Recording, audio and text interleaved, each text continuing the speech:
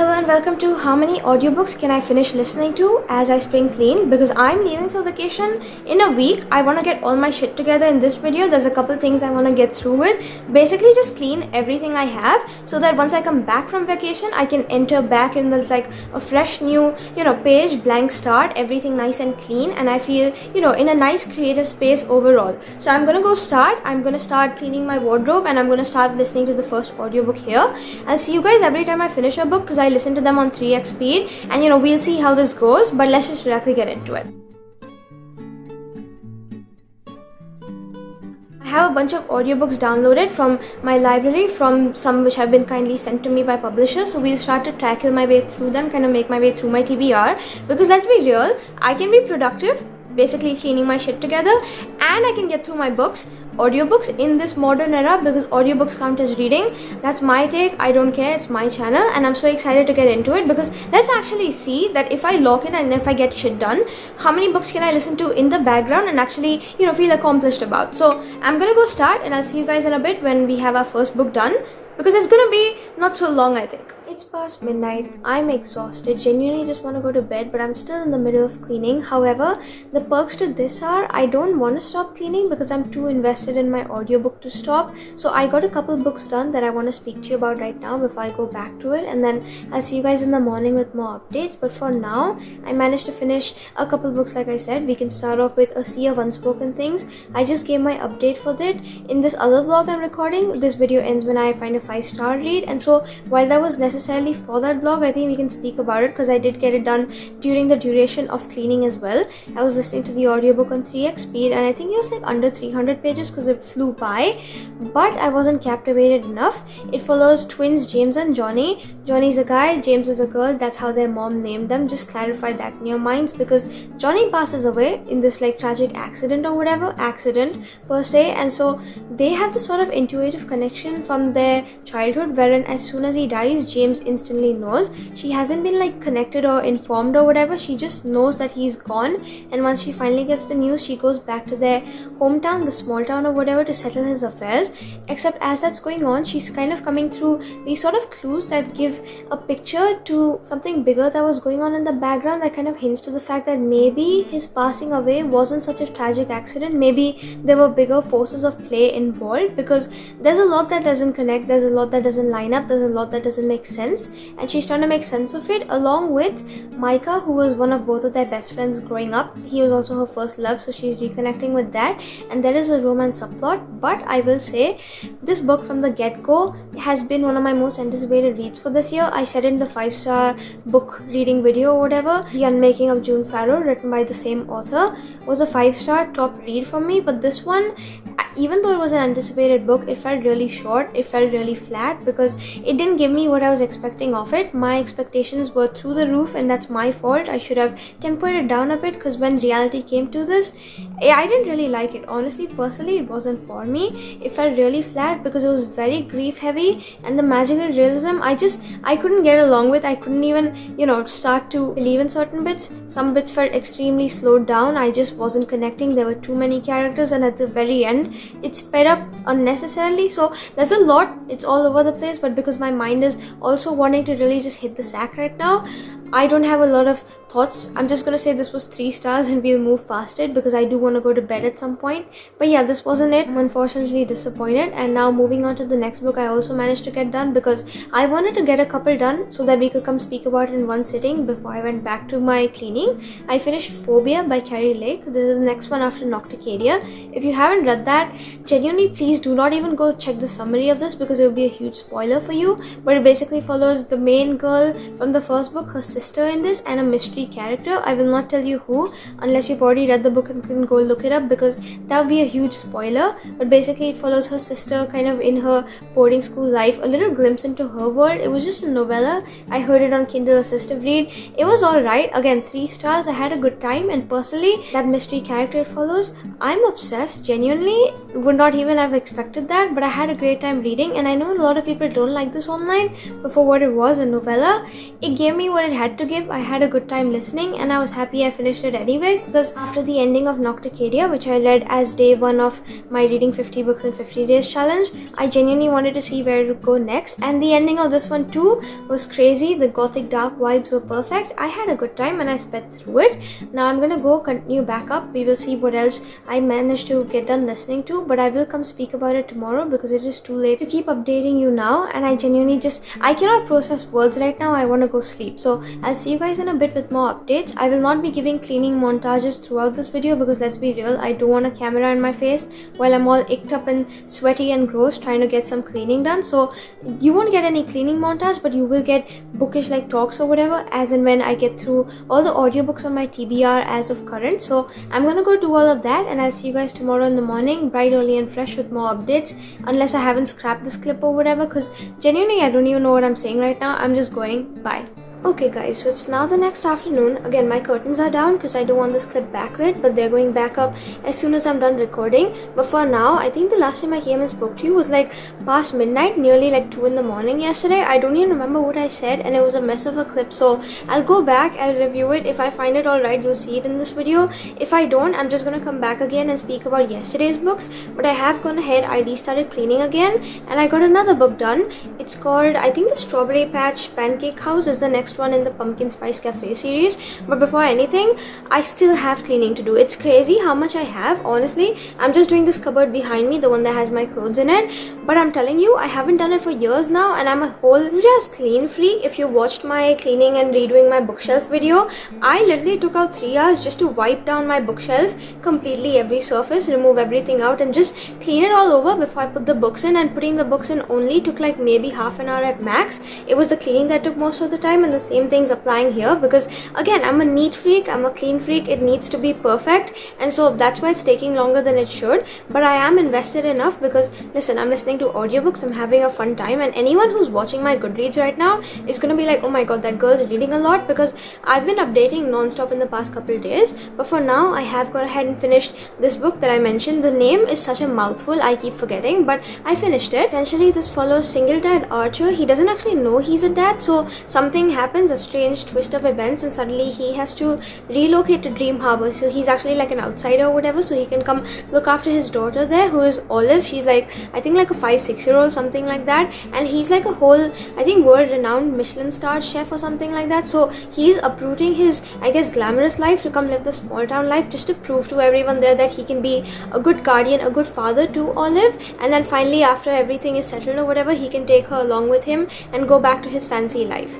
Now in the meantime, he doesn't really have anyone to look after her because he's trying to run the local diner as his current job over there. And so the mayor of the town, Mayor Kelly, he's been starring in all the books at this point, he actually suggests that Archer should hire like a nanny. And who else is available for the job? Iris. So we saw her in the previous book in the series. I think she was like running the Christmas tree farm along with Kyra or something like that. I don't really remember, but she was there, and so she gets recruited and she kind of gets employed to be Archer's new nanny for Olive. Except, you know, feelings start to come into play. There's other things going on. And before anything, if anyone's read the book Heartless by Elsie Silver, that was a 5-star for me, so I keep thinking about it on a daily basis, and I remember some scenes perfectly. This book, I don't want to be mean right now, but it honestly feels like a copy-paste version of that, because so many scenes were exactly taken from there and put here, and I was just like, wait, is there any difference? But I will say, honestly, I will always love Luke Eaton from Heartless more than Olive, because there were moments wherein I was cringing out over this. I feel like this book really took some heavy topics and made them lighthearted. It was weird how it did that, but you know, it was a mindless read. I got through it, I flew by, listening on 3x speed. I'm done with it at this point. I feel like I'm only reading these series or whatever because the covers are cute and I'm just a girl and I'm gonna keep doing it. But the next one is really what I'm excited for, because it follows Annie and Mac, and we've been getting like, I guess, glimpses of what will come from them in like all the books in the series. So I'm gonna keep reading, obviously, but like this one, it wasn't it. It was like 3 stars maybe, and you know, it was a good time considering I was invested enough to keep doing my work and actually not put it off for another day. So I got my shit done. But was it really worth reading? Because I was bored most of the time and I was cringing the other times. There were some times when I was genuinely wondering how they were talking that way, because no one speaks that way, no one thinks that way. But yeah, it was alright. If you want to read it, you definitely can. Just keep in mind that it's almost like a forced slow burn situation wherein they love each other from page 1. It's insta love, but it's forced and dragged out, and so that isn't my cup of tea, but maybe it'll be yours. You can always check it out. And again, the covers are really cute in the series. Now I'm gonna go keep listening to the next book I have picked out. This time I chose a mystery thriller because I can't with the romances I'm reading right now. They're letting me down, so I'm gonna keep doing it, and I'll come update you guys in a little bit. Again, the hair is going back up, so do not worry about that, and I'm also gonna go continue. I'll see you guys, and bye.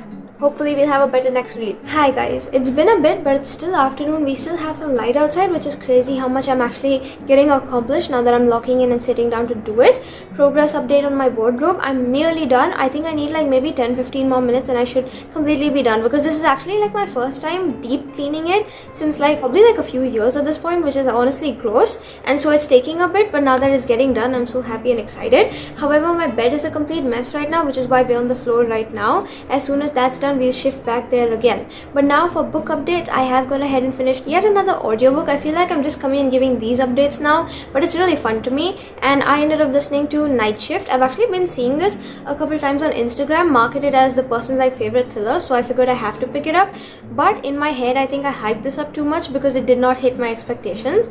This book essentially takes place, I think, New Year's Eve 1999, and there's a bunch of, I guess, disastrous situations happening in the world at that point, but because I wasn't born then, I can't really relate to or understand the references. However, none of those predictions come true. Instead, the book actually takes place in a couple of different events. So there's this thing that happens at this Blockbuster video wherein there's 4 teenage employees working, 3 of them have been murdered, and the one victim that walks out, there's only one who survives. Now fast forward to present timeline, there's actually an ice cream shop. Again, the same person comes in, murders 3 people, one victim walks out, the survivors have only one thing in common from both of them, so cops think that the cases are interconnected. Essentially, the victim from the Blockbuster case and the victim from the ice cream store murder, both of them heard the assailant kind of whisper in their ear, "Good night, pretty girl," before they were supposedly come to murdering them or whatever, but then these guys walked out alive anyway. And so now that the FBI think that the cases are interconnected, they're trying to figure out who the assailant is and to catch them, because it's been years,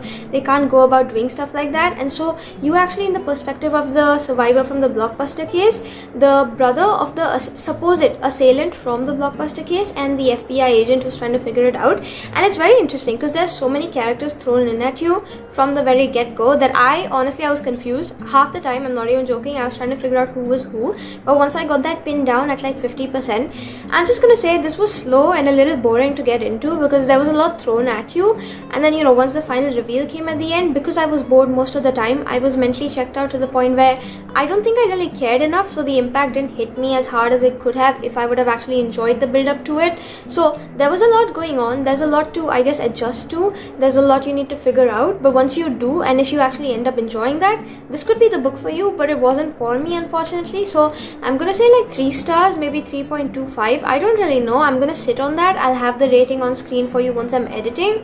But so far so good. Got another book done, and I actually started another book after this because listen, I have been left disappointed time and again. I need to actually fix that. I genuinely don't have ideas, so if you've got good recommendations, please leave them in the comments. But right now I started a slow burn because I figured there's nothing like a good slow burn. If you get a good slow burn, it's gonna hit, and it's gonna hit hard and perfect to the point where you actually enjoy every second of it. And one of my favorite romances ever, I feel like all of my favorite romances have slow burn in it, so it kind of makes sense that I had to pick one of these up. So I started the new Lucy Score book. I have read one other book by her, it's the Christmas one, and this one, surprisingly, I'm already enjoying it so much better than the Christmas one, but it's not done yet. So I'm thinking the next few minutes while I'm clearing the bed out, I have an hour or so on it, hopefully I'll get it done. But then I do need to go out later this evening because I've got a couple errands I need to run, so I don't really know when I'm coming in next to update. I'll just come in maybe at some point once I finish that book. However, things are looking up and looking up to be good because this is at least a 4-star right now. I'm having a good time. It's got the perfect small town aesthetic that I was actually looking for, and so I'll see you guys in a bit once I'm done with that and once I'm done with this. And then I've got a couple other things I need to be cleaning. On the list I had my wardrobe to clean. I have this cupboard I used to use to house all of my school books, but now that I finished high school, I need to go clean that out. My desk drawer, and I also want to go ahead and go through all my digital gallery because your phone space also contributes to your mental health sometimes, and mine is overflowing. So that's a lot I want to get through, and I still think we can get through a couple of audiobooks while doing so, but it'll be faster than the wardrobe because these are all I think more manageable, and I have been looking after them for the past few years, unlike this, which was in a complete state of neglect. So I'll see you guys in a bit with more updates on the audiobooks, but so far the video is still going to keep going until I can actually get through a decent chunk of my TBR and get my shit together. So that'll be a bit, but I'll see you once I'm done with Story of My Life by One Direction. I'm kidding, by Lucy Score. Bye. Alright guys, so it's now the next day. I have taken some time out again because I was busy yesterday in the evening.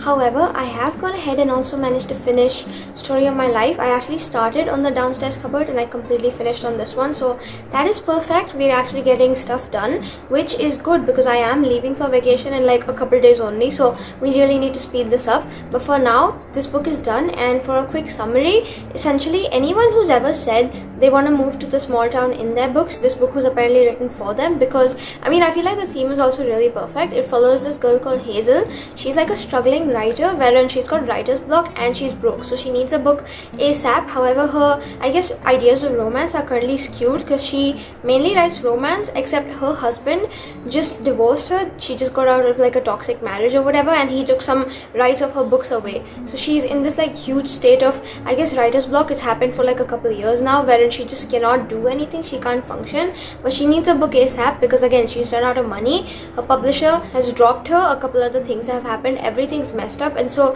one day while she's just randomly drunk and scrolling, she comes across this like almost advertisement for a small town, so she ends up buying a house there and she moves to a small town, and she just wants inspiration for her book. However, once she gets there, the house she ends up buying, she hires these contractors to come work on it, and she ends up fake dating one of the contractors, so she gets like inspiration for her book and like material to base it off of, except while she's fake dating Cam. So Hazel and Cam are fake dating. He's doing it, I don't even know why, honestly. I think he just likes her and she's doing it for the inspiration.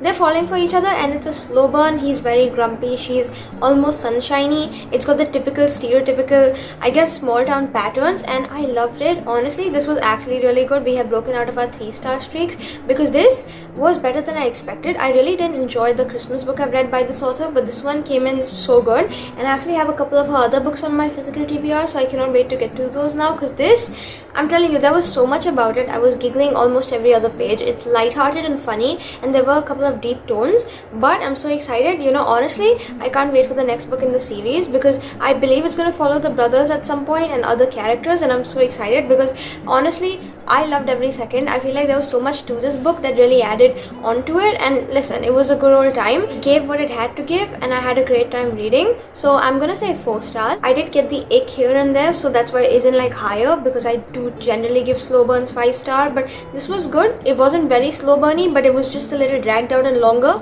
but it was good regardless. Pacing was great and I had a good time. Now I'm gonna go get on to the next book, which is a cowboy book, because listen, Elsie Silver always comes in clutch with her cowboy romances, so I'm trying to find other authors who do the same for me. So once I run out of Elsie Silver's backlist, I can get to those authors' backlist. So I actually have some on my TBR, and so I have picked out this other random one I found online. I'm gonna go Kindle assistive read it, so I'll be having it read out to me, and I'm gonna continue working on the cupboard. Again, I'm down on the floor not because the bed is dirty today, but because I actually just want to sit here. The angle is great, so I'm gonna get up and actually go now and continue working on the downstairs cupboard. I'll see you guys in a bit with updates for Smoking Gun. Bye.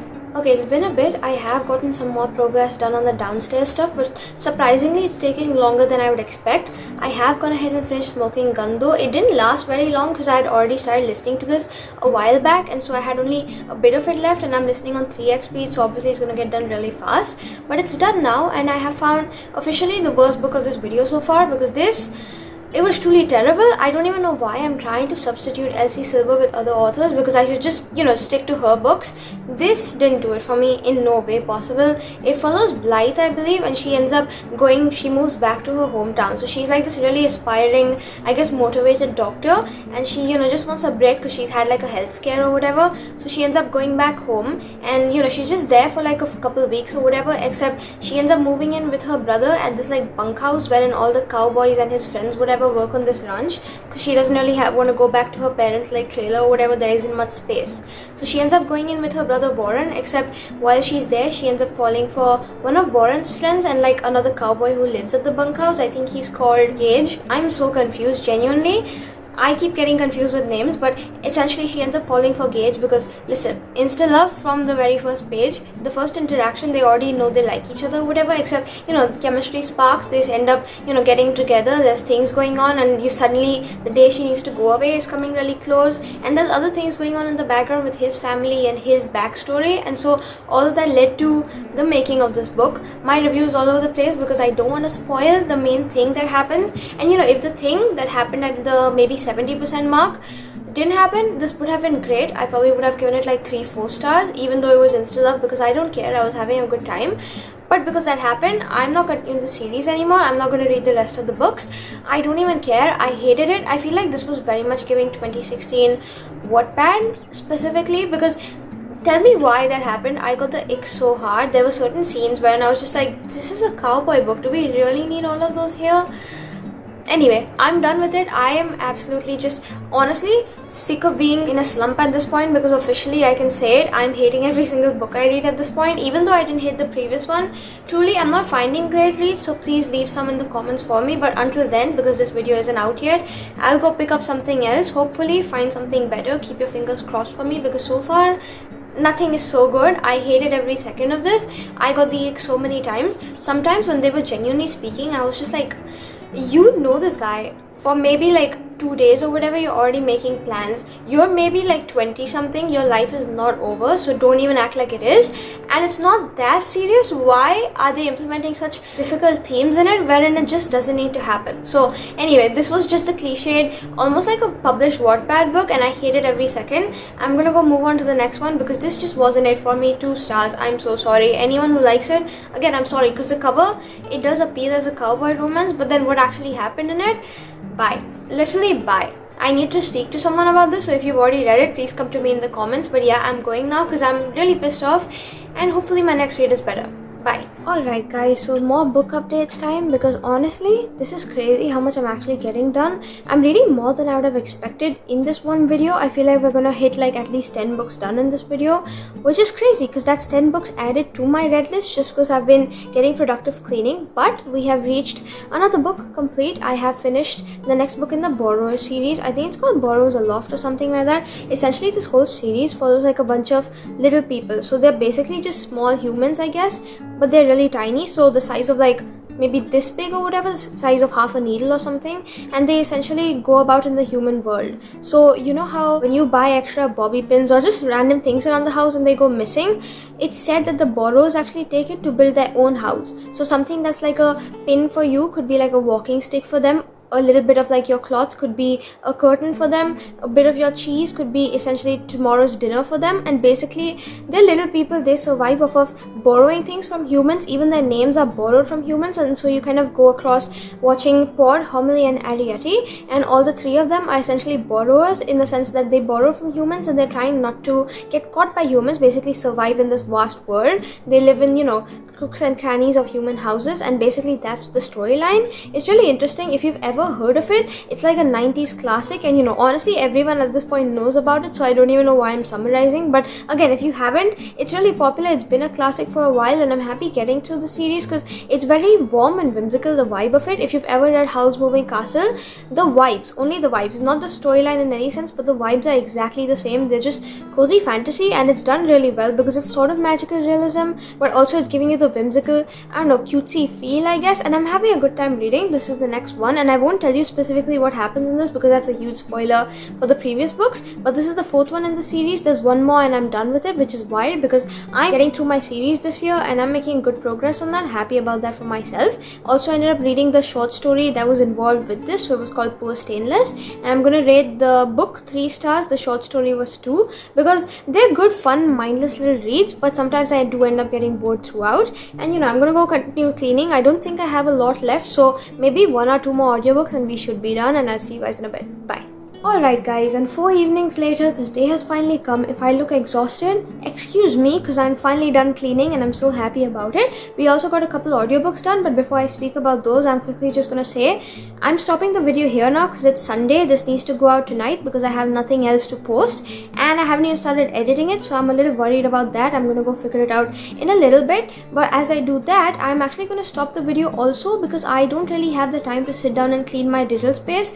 It's too much. It's quite a lot actually. It could make a whole video in itself because we did at least 10 books I think in this video, just cleaning my physical space. Imagine how much vaster my digital will be and how much we can get through them. So if anyone would like to see that in a video, I would love to make it for you, and I will in the near future because I really need to get some storage on my devices. However, now audiobook updates. I have gone ahead and finished the last 2 books I will be reading in this video because like I said, all the upstairs cleaning is done, downstairs cleaning is done. I feel great. Honestly, I'm relieved. Apart from the fact that I have other things I need to do digitally, I feel great that my personal space, it looks clear and nice to me, and now I can continue with my packing for my trip. But as I go do that, I'm gonna probably pick up another book, so it'll be a different vlog. For now's vlog, I actually ended up listening out and finishing Lights Out. It's a really popular book I've been seeing a lot in everyone's For You page, and I've seen this actually getting viral on TikTok. Essentially, it follows this girl, Ali. She's like this overworked trauma nurse, so she's gone through a lot of shit during her job.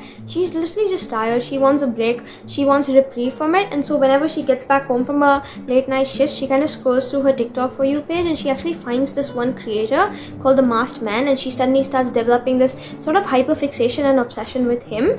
On the other hand, we have the Masked Man. In real life, he's called Josh. He's basically the creator, and his roommate Tyler is essentially the guy who was Ali's ex. So Tyler's now speaking about Ali to Josh, and while that's happening, Josh is developing an obsession back with Ali. So it's like a stalker romance essentially, wherein he's now going through his own videos, the masked ones, trying to see which comments she's left behind for him. And one day he decides to break into her house, because don't even ask me why.